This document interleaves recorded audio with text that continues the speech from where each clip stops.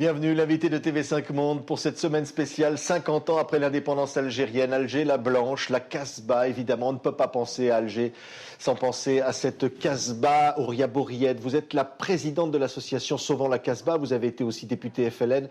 On est ici dans une des maisons historiques. Ça a été le siège de la bataille d'Alger. Et cette maison, c'est toujours la vôtre aujourd'hui. Absolument, absolument. C'est une maison qui a été achetée par ma mère pendant la guerre. Elle a constitué un peu le quartier général de la bataille d'Alger. On a vu beaucoup de personnalités défiler donc dans cette maison. Je me rappelle, étant très jeune, du capitaine, il était capitaine à l'époque, Schmitt. Je ne sais pas ce qu'il devient aujourd'hui. Il y a eu donc Bijard. Enfin, on a vu beaucoup... Parce qu'il s'est passé des choses terribles ici. Ah oui, oui. Non, on a eu les militaires qui avaient occupé pratiquement la terrasse pendant plusieurs jours.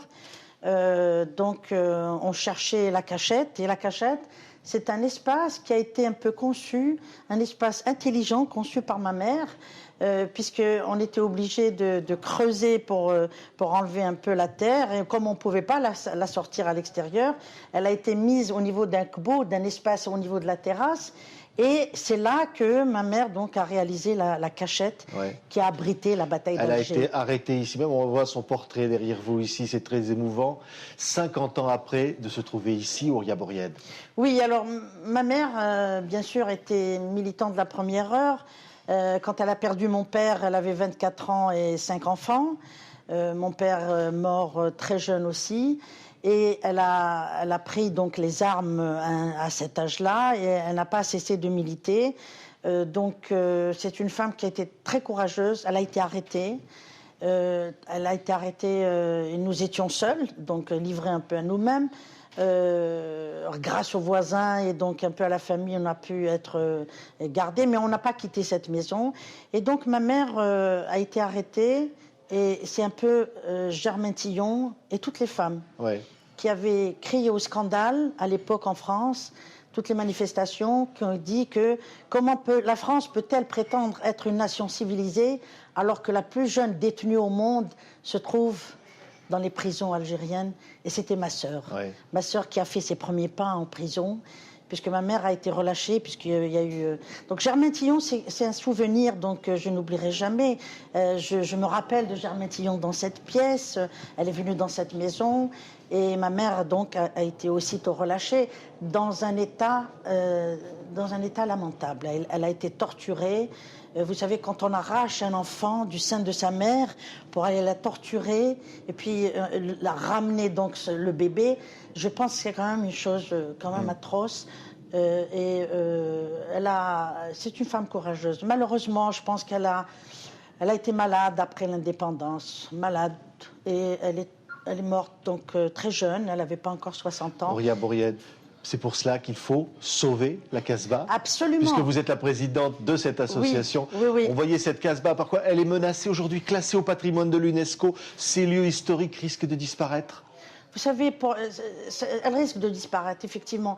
Mais j'ai un lien très affectif avec la Casbah, parce que j'ai comme l'impression que l'âme de ma mère existe encore dans cette maison. Et de cette manière, je ne coupe pas le cordon ombilical avec ma mère. Donc cette Casbah que vous voyez a été classée en 1992 par l'UNESCO sur la liste du patrimoine mondial. Et depuis cette date, malheureusement, ce classement n'a pas permis, en fait, de freiner le phénomène de dégradation. Qu'est-ce qui se passe? Les maisons s'écroulent? Écoutez, les maisons s'écroulent, il n'y a pas de prise en charge réelle, il y a la fuite. Et il y a aussi le manque de responsabilité des propriétaires, je pense qu'il faut le dire. Mais je pense qu'il n'y a pas de stratégie d'intervention proprement parlée pour intervenir au niveau de la Casbah.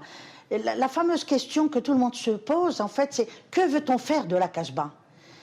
Je pense que c'est une simple question auxquelles les autorités de tutelle ont éludé très souvent. Bon, mais je pense que si on avait tout simplement pu déterminer un peu l'orientation que devrait avoir la Casbah, je suis sûre qu'on n'en serait pas là aujourd'hui. Mais enfin, il n'est jamais trop tard. Je pense qu'on peut quand même... Cependant, la Casbah actuellement se meurt en silence. Et ça, nous sommes un peu impuissants devant ce phénomène. Si je vous disais que l'État algérien a pratiquement mis à la disposition de la Casbah pour le relogement pas plus, pas moins de 10 000 logements, sans qu'il y ait un effet positif sur le site. C'est quand même dramatique. Autant de moyens mis à la disposition de cette Casbah.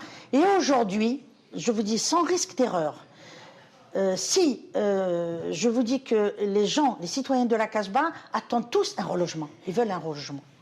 Donc, de ce fait-là, les propriétaires, les locataires, les squatters deviennent des sinistrés. Et quand vous êtes sinistré, automatiquement, vous avez un logement.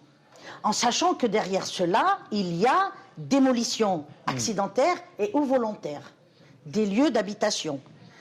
Donc, de ce point de vue-là, moi, je pense que la Casbah est prise en otage. Oui, c'est dommage. C'est le risque. Pourtant, il y a des rêves, parce que 50 ans après, aujourd'hui, vous rêvez, par exemple, d'une ville du futur, pour reloger tous ceux qui pourraient revenir ici, en Algérie, 50 ans après. Ben écoutez, je rêve de cette ville, effectivement. Je rêve aussi d'abord de restaurer la Casbah. Oui. Je milite donc pour ça et je pense que je serai sans relâche.